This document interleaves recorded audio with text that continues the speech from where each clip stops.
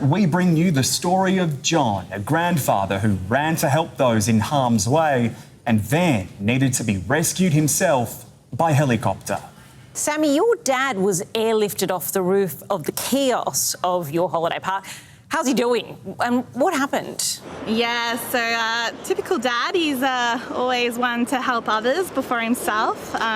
He ran towards the flood just to help evacuate a young family there, and then obviously didn't have enough time to get up to the hill, so he took refuge into the kiosk and then had to climb up onto the roof, and then there was quite a few people there that helped him. And he didn't run. He needs a walking stick, so you know. Yeah, he's quite fragile. So he's a bit of a hero in a way.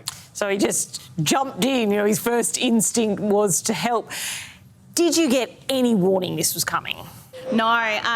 So I've heard some people say that we were told like from 12 o'clock onwards, but that's not true at all. Like even the management weren't They weren't told. aware. Yeah, they weren't aware until like the very last second. And they did run an evacuation sort of sound for a little while, but by that stage it was too late. Everything was pretty much underwater, so quick. And you know, it's not anyone's fault, but you know, I think in the future maybe there could be some sort of better system that is set up to warn people. Like I said, if it happened in the middle of the night, it would have been a tragedy, not just a disaster.